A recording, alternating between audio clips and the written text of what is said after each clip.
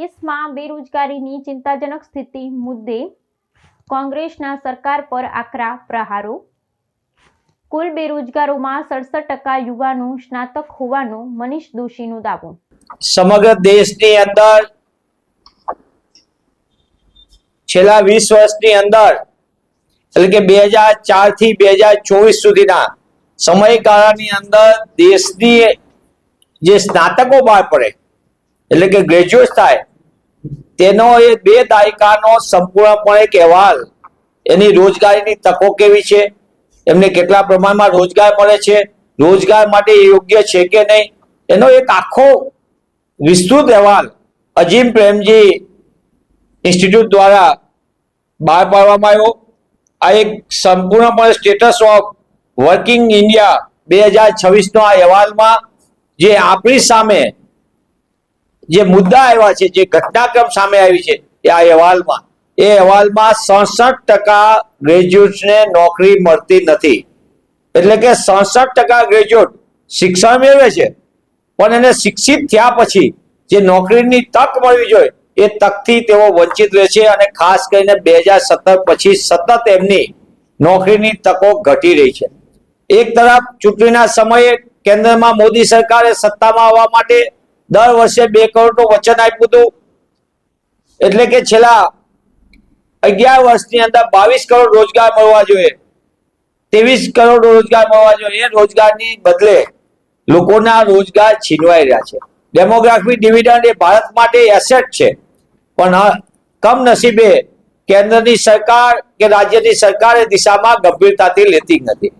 ગુજરાત જેવા પ્રગતિશીલ રાજ્યની અંદર જે રીતે ગુજરાતના યુવાનોનું આર્થિક શોષણ થાય છે, રાજ્યના વિવિધ વિભાગોમાં અને એની સાથે સંકળાયેલા જુદા જુદા કોર્પોરેશનમાં 2 લાખ કરતા વધુ જગ્યાઓ લાંબા સમયથી ખાલી છે. એક તરફ નોકરીની તક યુવાનોને આપવાથી વંચિત રાખનાર ભાજપાની ગુજરાતની સરકાર, બીજી બાજુ આ જ યુવાનો યુવતીઓનો કોન્ટ્રાક્ટ પ્રથા, આઉટસોર્સિંગ અને ફિક્સ પગારના નામે આર્થિક શોષણ કરી રહી છે. ગુજરાતમાં નોંધાયેલા 2,70,000 જેટલા બેરોજગાર શિક્ષિત એ નોંધાયેલા છે રોજગાર કચેરી, અને ન નોંધાયેલા ગુજરાતની અંદર તમે જોયું હશે કે LRD થી માંડીને તલાટીથી માંડીને બધામાં 15 લાખથી લઈને 21 લાખ સુધીની અરજી પત્રકો આપણી સામે આવ્યા છે. એટલે કે ગુજરાતમાં 25 લાખ જેટલા નોંધાયેલા બેરોજગારોની સંખ્યા સાથે ગુજરાત માટે ચિંતાનો વિષય છે. જે રીતની સંખ્યાબળની દ્રષ્ટિએ જોઈએ તો ઇજનેરો અને ડોક્ટરો માટે 2017 પછી નોકરીની સતત ઘટ પડતી જાય છે. એટલે કે તેઓ પોતે ઊંચા ખર્ચના કારણે એમનું શિક્ષણનું ખર્ચ અતિ વધી ગયું અને બીજી બાજુ એમને નોકરીની તકો ઘટી રહી છે.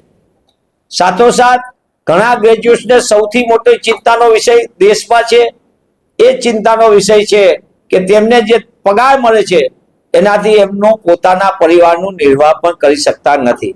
ત્યારે આમ સમગ્ર દ્રષ્ટિએ જોઈએ તો ગુજરાતને જ્યાં લગી આપણે લાગે હોય કે ત્યાં ગુજરાતમાં 1995 ની તુલનાએ એટલે કે ગુજરાતમાં 1995માં જે જનસંખ્યા હતી 4,70,00,000, એની સામે આજે 2026માં જયારે આપણે વાત કરીએ ગુજરાતનો જનસંખ્યા 7.25 કરોડની આસપાસ પહોંચે એટલી જનસંખ્યા થઈ ગઈ છે.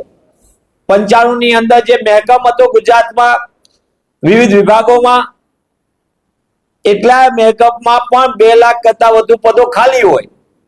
એક તરફ જનસંખ્યા વધી, બીજી બાજુ સરકારી કર્મચારીઓની ઘટ, એના કારણે વહીવટી અનેક કામોમાં અડચણો પેદા થાય છે. યોગ્ય પ્રકારનું સુપરવિઝન નથી થતું અને જનતાને મોટા પાયે અન્યાય થાય છે. સાચા કામ માટે પણ અનેક વખત ધક્કા ખાવા પડે છે.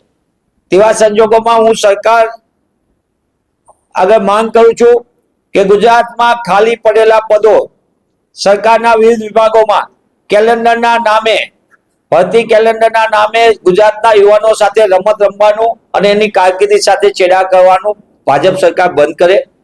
કોન્ટ્રાક્ટ પ્રથાને, આઉટસોર્સિંગ અને ફિક્સ પે નાબૂદ કરીને આર્થિક શોષણમાંથી ગુજરાતના યુવાન યુવતીઓને મુક્ત કરવામાં આવે.